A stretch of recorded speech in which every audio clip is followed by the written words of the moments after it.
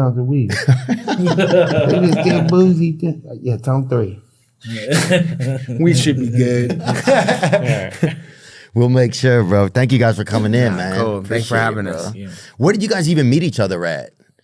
The gym. Did I meet you at the gym? Yeah. No, I met you at the 24-hour. tenant windows. When you Yeah. tenant windows. My dad had a tent shop in Stockton, and then he got his truck tinted. My dad tinted his truck, and that's where we met, my dad's shop. And he was like 15 or 14 or something like that. And did you I was already finding shit. And his dad, I was getting my windows tinted in my truck, and I went to pick it up, and him and I think your brother was there. I think it was just me and my dad and Ernie. Yeah, and we all took pictures. And so Ernie Reyes? Nah, the guy back home. He's a sponsor. E-Rod. Shout out to Yeah. E-Rod. Let's go. He was the guy who sold me the Honda Civic when I went for a Cadillac. Yeah. When I was a kid. Fuck. He's my first sponsor, though. He's the man. He's cool. He sponsored your fights early?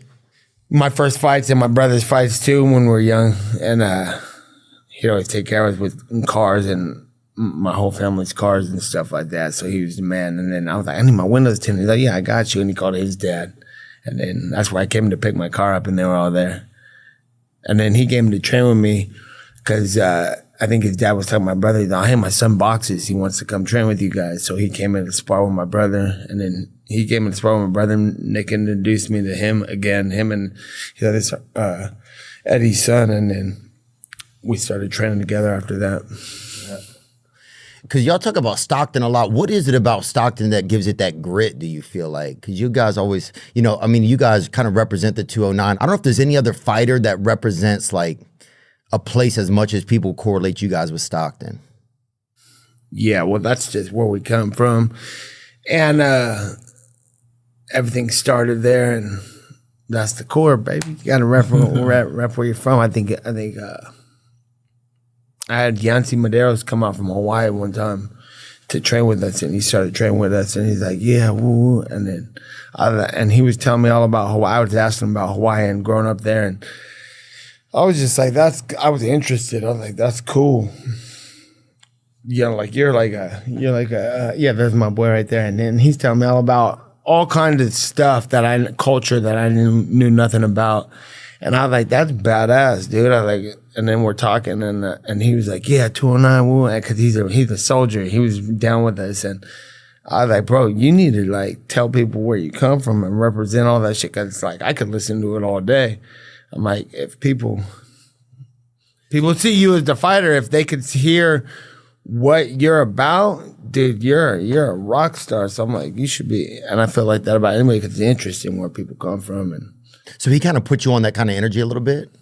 no, that's just a thought I had off of where I come from. I'm like, yeah, I don't know. That's where I come from. That's what it is. That's what you see is what you get. What you come from, that's the core. And wherever you go, I think it comes from the core of where you're from, what you do. Not to get all deep and shit, but that's fucking tight. You know what I'm saying? Yeah, it's important. I mean, that people draw where they're from. Like, and you see them too, and you know, like we see you, and you're like New Orleans dude. You know what I'm saying? Right? New Orleans. Yeah, yeah. So yeah, it's Louisiana. Like, that's you my can place. see, and that's cool. That's different than just people sitting there like, yo, whatever. Well, who are you, dude? That's a New Orleans dude right there. Yeah. So I think that my where do you come from? Where there it is, 209. What's popping? That's it. Let's go. That's it. How did the Stockton Slap start? How did that start? My brother was slapping people in the UFC the whole time. Was that Robbie Lawler? As far as Pete, yeah, he slapped Robbie Lawler right out. yeah. That's his second fight in the UFC. So in the mainstream, that's where it came from. That's it. He started it.